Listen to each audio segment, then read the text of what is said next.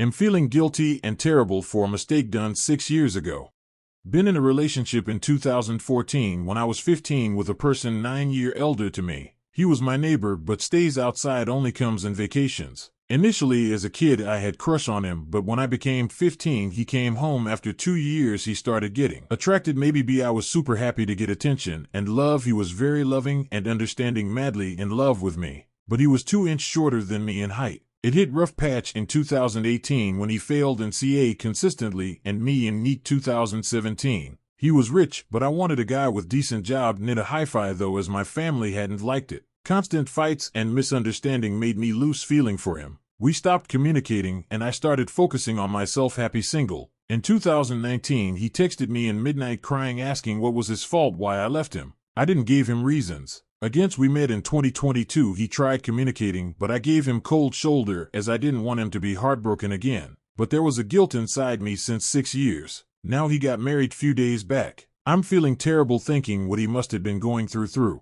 Am a terrible person. I wasted his 5 years of late 20s, constantly thinking I will get karma or anything like, cause after that I tried to fall with someone in 2022, but he didn't love me that way. Maybe I'll never find someone cause I broke someone's heart who wanted to have future with me. Men over 30. Was couples therapy just as much of a nightmare for you? Last summer, my relationship fell apart after a brief stint in couples therapy with my ex. Personally, I found the experience utterly unhelpful. The therapist, a rather vague and spiritual man, placed extreme importance on every emotional outburst from my ex while dismissing my desire to settle down and have children as, "You've got all the time in the world." Any attempts to address issues like sharing household responsibilities, she did literally nothing, or planning our future were completely off limits. Her outbursts were excused as, "She's just processing childhood pain. It's a cry for safety," and the list goes on. The therapy sessions lacked key elements: doing something for the other person, making extra effort, taking responsibility, working as a team, apologizing, meeting each other halfway, and finding solid compromises. Unfortunately, I felt these were missing from the discussions, and the therapist didn't provide me with the support or understanding I needed for my perspective. When searching online, I've come across more complaints from men who felt that therapy overly prioritized the woman's emotional world while neglecting the practical realities of life. Does this resonate with any of the men here? My ex-BF contacted me last night. My ex broke up with me November of last year. We were together for 2 years. We lived together. I helped take care of his son and his daughter, who I got along with really well. We even talked about marriage and I thought things were going really well. All of a sudden I'm on my way home from work one day and I get a text from him basically saying, "I'm sorry, I love you, but I can't do this anymore. Here's $1,000, I'm gonna stay at a hotel for 3 nights so you have time to pack your stuff." I tried calling and he answered only to tell me that he wasn't going to do it in person and he can't face me. That was the last I ever heard from him. I packed my things and moved out of state to my parents the next day, but not having closure and not knowing what happened has always haunted me. Now, tonight, only slightly more than a year since he broke up with me, he calls me. I wasn't sure why. I panicked and I did end up calling him back. I think just because I'm weak and I wanted closure. He didn't answer. I'm just so mad. I'm sitting here wondering why he called me, and no, I can't help but be so frustrated at the fact he has left me without closure. Yet again, a year later, I have not heard from him or contacted him at all since the day we broke up, so this is just completely out of the blue. I'm so upset over this. I miss him, not in the way that I want him back. There's a lot of reasons, and after we broke up I was able to see his unhealthy behaviors and his drinking problems in a whole different light, so I would never want to be with him again. But I can't help but just feel like I need the closure and how I would do anything for another conversation with him. This sucks. My old boss pushed me till I quit my job, so I killed his character embarrassingly in D&D. About a year ago, I worked at a student job with a main team consisting of young, sub-30 people, and everything went well until I started noticing that the team lead began pointing out mistakes that weren't even significant to mention, let alone to make a big deal out of. And while early on I tried to change up everything, and he never had to ask something twice, I soon realized he was just looking for excuses to get me out of there. The last drop was when he held me accountable for a broom that fell over, and I quit on the spot. Time skip. I am organizing a D&D campaign and one of the people interested is the team lead. I was like, you know what, I am adult enough not to hold it against him, so I obviously let him join. Well, he turned out to be just as good of a player as a team lead. He made sure to try to break any and every story element, split from group every turn taking up half of the session time, and was genuinely a problem and bother to everyone in the group. So come session 3, including campaign hook, he smashes the head of an NPC who was helping the party to the wall. The NPC reveals themselves to be a high-level mage and proceeds to obliterate him to the last molecule. Last time I saw or heard from him. I am a schizoid man in a full-blown fantasy relationship with my ex-GF without her knowing anything. Schizoid personality is an adaptation where a person turns entirely inwards, writing off a true reality as an available option for existence, crafting an unironic legit substitute fantasy world to exist in. Instead, our inner fantasy life is entirely detached from any external version of reality, and it is the place where we truly exist. It becomes essentially the only thing we possess, so we would lose everything and anything else in life to never lose this only thing that truly feels ours. It's no surprise that our fantasy world is so rich that we do all kinds of elaborate stuff here. One particular thing is fantasy relationships. Me and my GF broke up years ago. Since then I took our relationship into fantasy, and I'm only becoming more and more convinced every day that this is vastly superior than anything I had and could possibly or conceivably have with her in allegedly real, but to me, a fake and laughably inferior version of life. She thinks I just manned up after a breakup and moved on, but I have stayed in this relationship with her since then, and she has no possible way of ever knowing or truly grasping that. I don't have any upsets about this except only one upset, that she will, fundamentally, never ever possibly or conceivably understand just how vastly superior, idealized version she is in my fantasy. She will never have an idea of how great she can be. That's only upset about all of this, that I will never ever make her feel anywhere near how I feel inside about our full-blown relationship. She will never know just how perfect this is. The UHC killer is so unique to me for how effectively he is weaponizing social media. Among the various political issues this whole saga has raised, I think it's so remarkable because this guy seems to know exactly how to attract eyes to this story. The writing on the bullet casings is so dramatic, so memeable, so easy to see it becoming a broader political slogan. I've already been seeing deny, delay, depose graffiti far away from NYC. The monopoly money in the bag is such an obvious troll job that social media has been eating up. The fact he's this young, apparently good-looking guy adds this extra bit of crunch and marketability to the whole story. It seems like every second this manhunt continues he's just picking up more and more followers and getting exactly the response that he wanted. In many ways it reminds me of the Shinzo Abe assassination in the sense that it's an in-broad daylight murder in the modern era that gets whipped up into a populist symbol before the authorities can claim the narrative for themselves. I dunno, been thinking about this a lot. I think the power of it lies in how it is equally compelling as both a profound historical moment and a juicy bit of human drama. Edit, I should clarify, I don't know if the killer is deliberately weaponizing social media, but social media is what has enabled his actions to strike the chord that they have. Teaching my stepfather a lesson.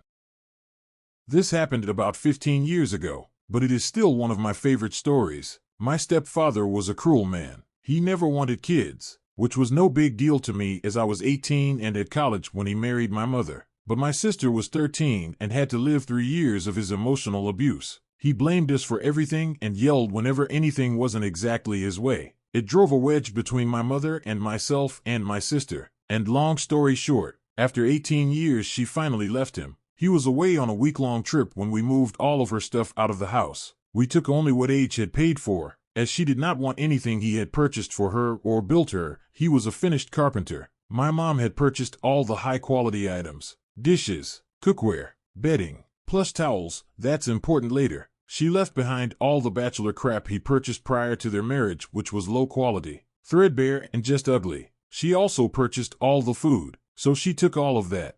My sister and I were sent back in to make sure we didn't forget anything, and I decided, as Mom had always bought all of the groceries and paper products, that we should take the toilet paper out of every closet and all 3 bathrooms, even of the rollers. We found out later from my mother's attorney. Our stepfather returned home from his trip with a bad case of diarrhea and went to the downstairs bathroom only to find no toilet paper. He went to the 2 upstairs bathrooms and guess what? The same thing. He ended up destroying 2 bathrooms and multiple old crusty towels before even realizing more was missing from the house than toilet paper. Mom was peeved for a bit, but my sister and I thought it was more than appropriate for all the poop he gave her and my mother over the years. Turn the water on when using the bathroom. My department shares a downstairs bathroom with another department and 2 secretaries. The bathroom is 15 feet from one of the secretaries' desk and the customer service desk. When I started working here, I was told the upstairs bathroom is the shitter, the downstairs bathroom is the pisser. I adhere to this important policy religiously. After 4 months, my boss pulled me aside about the downstairs bathroom. He asked if I was turning the water on when I'm taking a piss, and I told him no. The secretary closest to the bathroom, Amanda, had complained that she could hear me pee and it made her uncomfortable. My boss asked me to turn the sink faucet on when I'm in there to appease Amanda.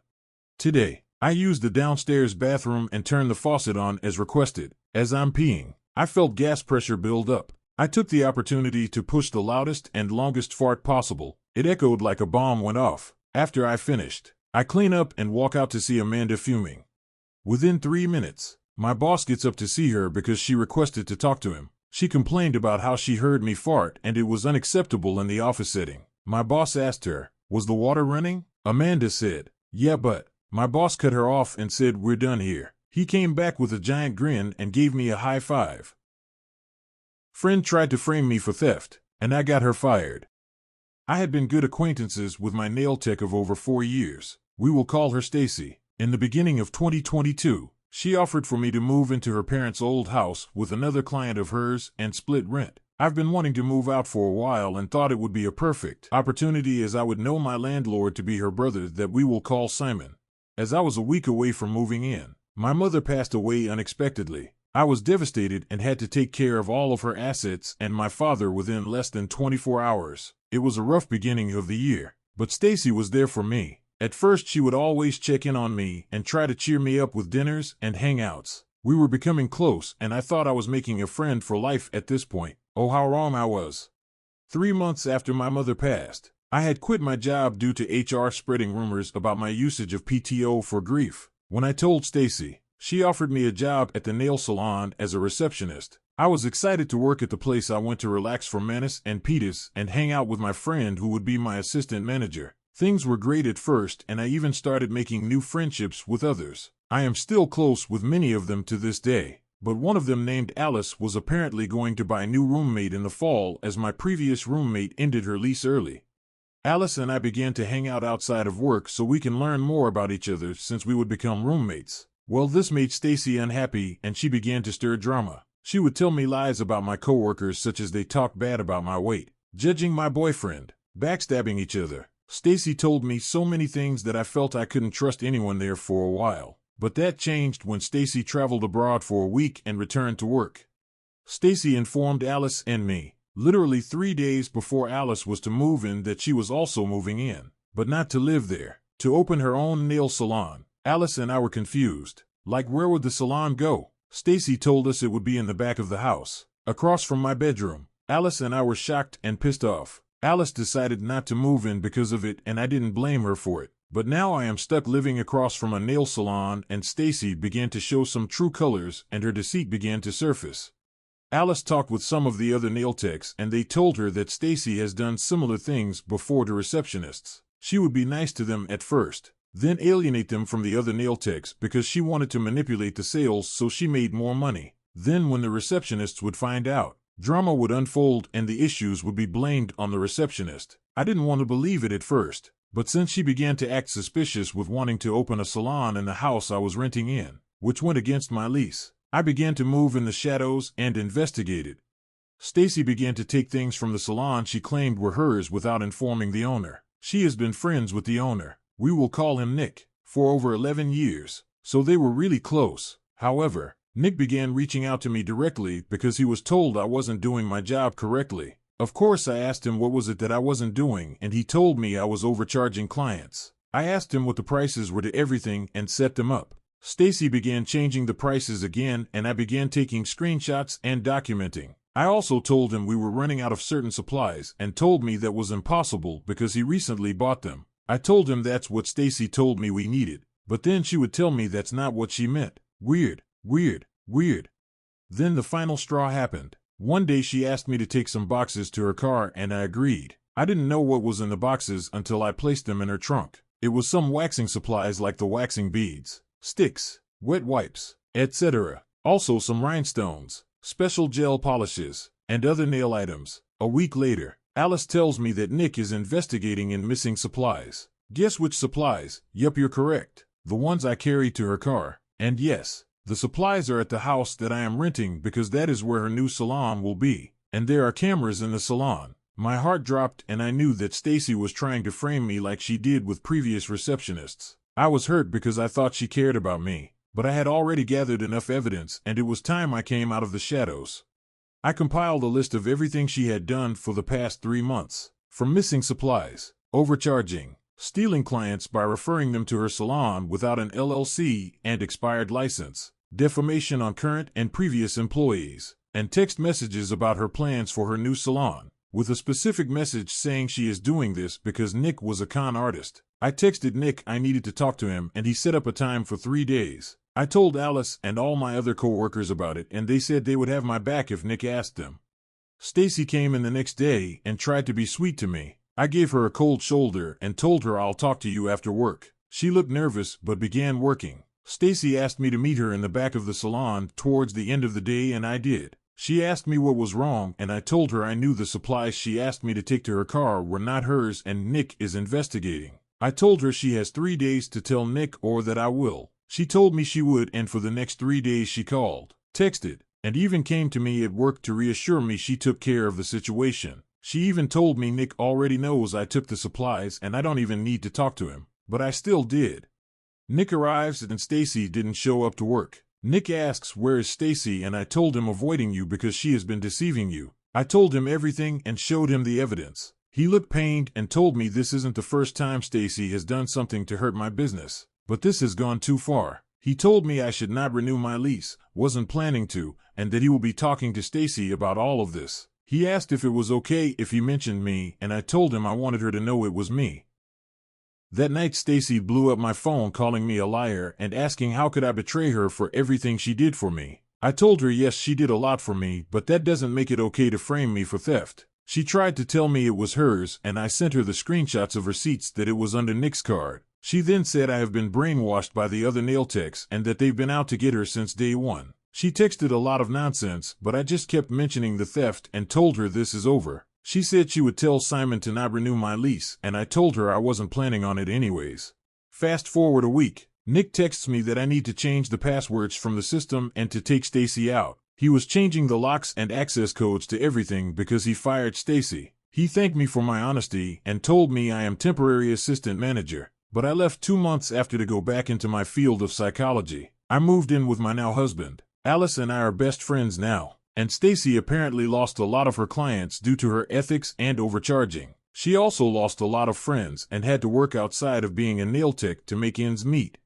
And that's my petty revenge story. Sorry it was long, but it was a lot. Thanks for reading.